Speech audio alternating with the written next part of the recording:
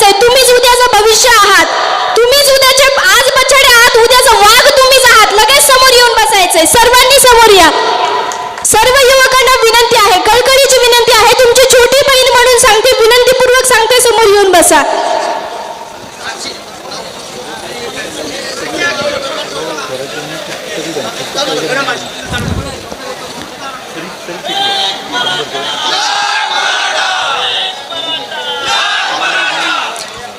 महाराष्ट्रात ज्यावेळेस यवनांच्या पायाखाली चिरडला जात होता, यवनांच्या आक्रमण आपल्यावर होत होती, ती थांबावी आणि आमच्या मराठ्यांना न्याय मिळावा म्हणून या हिंदवी स्वराज्याचं देखणं स्वप्न पाहणाऱ्या मासाहेब जिजाऊ शत्रूच्याही छावणीत राहून आपल्या मुलाने हे देखणं स्वप्न साकार करावं यासाठी शत्रूच्या छावणीत राहून बाळकडू पाजणारे शहाजीराजे आणि आपल्या माता पित्यांनी पाहिलेलं स्वप्न खऱ्या अर्थाने सत्यात उतरवावं आणि या मराठ्यांना कुठेतरी न्याय मिळावा, या यवनांच्या टापा कुठेतरी थांबल्या जाव्यात यासाठी प्रयत्न करणारे माझे छत्रपती शिवाजी महाराज आणि छत्रपतींनी निर्माण केलेलं हे स्वराज्य अबाधित राहावं यासाठी प्रयत्न करणारे धर्मवीर संभाजीराजे आणि ज्यांना आम्ही नेहमीच आमच्या समोर आदर्श मानतो, तो आमचा पवित्र पावन भगवा ध्वज. सर्वांना मी त्रिवार मानाचं वंदन करते आणि माझ्या वक्तव्यास प्रारंभ करते. मराठा म्हणजे काय? मराठा म्हणजे काय? कीर्तनातील टाळ मराठा, वारकऱ्याच्या गळ्यातली माळ मराठा. कीर्तनातील टाळ मराठा, वारकऱ्याच्या गळ्यातील माळ मराठा. अहो या महाराष्ट्राची नाळ मराठा. बोला एक मराठा, एक मराठा. स्वराज्यासाठी सांडलेलं रक्त मराठा, स्वराज्यासाठी सांडलेलं रक्त मराठा. अहो दगडापेक्षाही, दगडधोंड्यापेक्षाही सक्त मराठा. याहून पलीकडे दिल्लीचंही राखतो तख्त मराठा. बोला एक मराठा, एक मराठा. अब्दालीची हार मराठा, अब्दालीची हार मराठा. आकाशात भिरभिरणारी घार मराठा. अहो झेंडा अटके पार मराठा. बोला एक मराठा, एक मराठा. गरिबीत कुजला मराठा, गरिबीत कुजला मराठा. अश्रूमध्ये भिजला मराठा.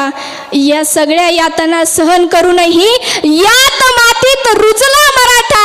तोच आमचा एक मराठा, एक मराठा. आणि ह्या मराठ्यांवर आज काय वेळ आली आहे? रस्त्यावर उतरण्याची वेळ आली आहे. खऱ्या अर्थानं मराठा आरक्षण कशासाठी? मराठा आरक्षण कशासाठी? डॉक्टर बाबासाहेब आंबेडकरांनी आरक्षण त्यावेळेस लागू केलं, आरक्षणाचे नियम लागू केले. ते खऱ्या अर्थानं योग्य होते का? कारण विकासाची जी गंगा वाहत होती, त्या विकासाच्या गंगेमध्ये कित्येक समाज हा विकासाच्या मागे राहिला. तोही विकासाच्या प्रवाहात यावा आणि त्यांनाही अनेक योजनांचा लाभ व्हावा आणि आपल्यासारखीच वागणूक त्यांनाही मिळावी यासाठी ते आरक्षण काढलं गेलं. परंतु 2014 नंतर किंवा स्वातंत्र्यानंतर आणि त्यातले त्यात 2014 नंतरचा जर इतिहास आपण पाहिला तर खऱ्या अर्थानं सगळेच विकासाच्या प्रवाहाच्या या गंगेत वाहिले गेले.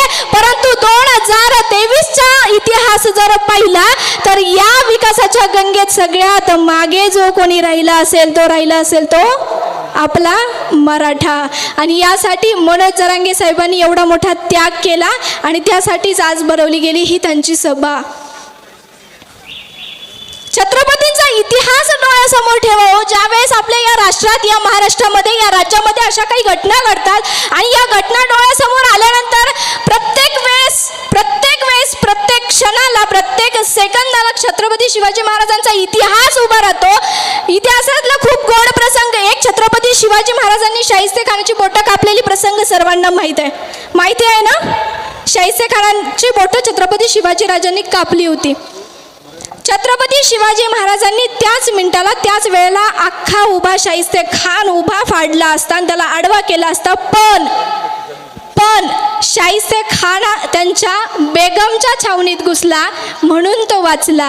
ज्यावेळेस शाहिस्ते खानाची बोटं छाटली गेली त्यावेळेस त्यानंतरचा घडलेला इतिहास स्वतः शाहिस्ते खान लिहितो. अहो, शाहिस्ते खानाने सांगून ठेवलं की माझी बहीण माझ्याकडे परत आली की तिने सांगितलं की सरकार गजब हो गया सरकार, गजब हो गया, वो नराधम सिवा मेरी छोटी बेटी को उठा कर ले गया, गजब हो गया.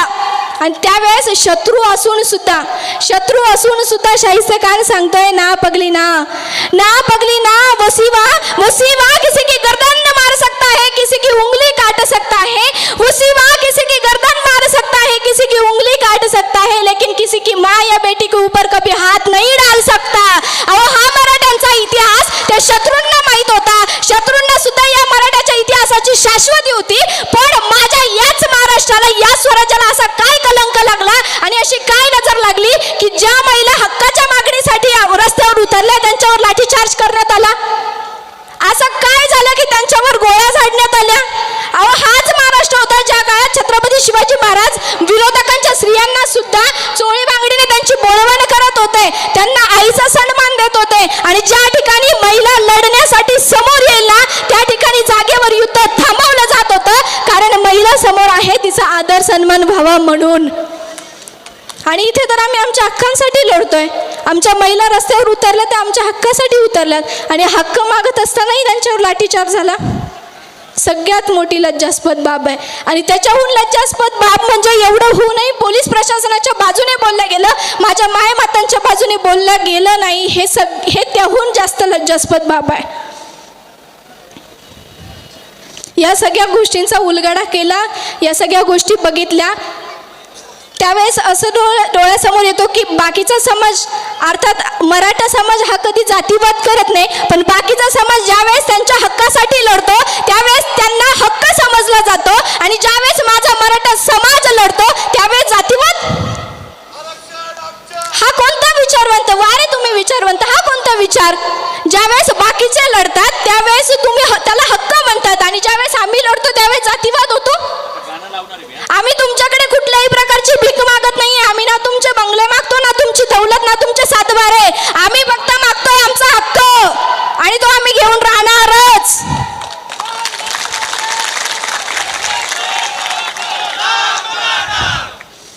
हे पेटलेलं वातावरण आता थांबण्याच्या मागे नाही.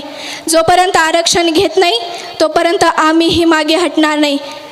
मनोज जरांगे पाटलांचं 2च मिनिटात आगमन होतंय. मला कुठल्याही परिस्थितीत आवरणं आहे, बोलायला खूप सगळं आहे.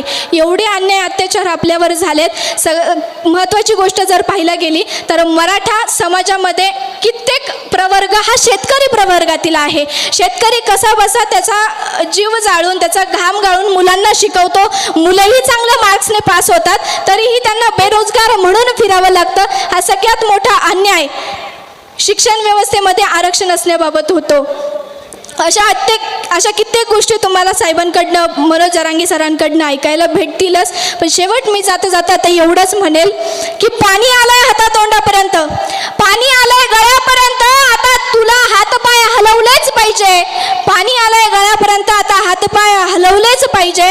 अरे मराठ्याच्या पोरा, आता तुला लढलंच पाहिजे. अरे मराठ्याच्या पोरा, आता तुला लढलंच पाहिजे. अरे तोंड दाबलं जात आहे तुझं, अरे तोंड दाबलं जात आहे तुझं, मार मिळतोय बुक्याने. अरे तोंड दाबलं जात आहे तुझं, मार मिळतोय बुक्याने. अरे म्हणूनच का काढले होते तू 57 मोर्चे मुक्याने? पेटल्याशिवाय तलवार तुझी, पेटल्याशिवाय तलवार तुझी यांना जाग येणार नाही आणि रस्त्यावर उतरल्याशिवाय शासन आपल्याला न्याय देणार नाही. यांच्याच नाकावर टिचून यांच्याशी लढलं पाहिजे. अरे मराठ्याच्या पोरा, आता तुला लढलंच पाहिजे आणि लढलंच पाहिजे. आणि ते आम्ही लढणार आणि शेवटच्या श्वासापर्यंत लढणार. आमचा इतिहास आम्ही डोळ्यासमोर ठेवणार आणि इतिहासात आजपर्यंत जेवढ्या सगळ्या रणभूमी गाजवल्या, आजही ही रणभूमी आम्ही गाजवणारच आणि आरक्षण घेऊनच घरी जाणार. धन्यवाद.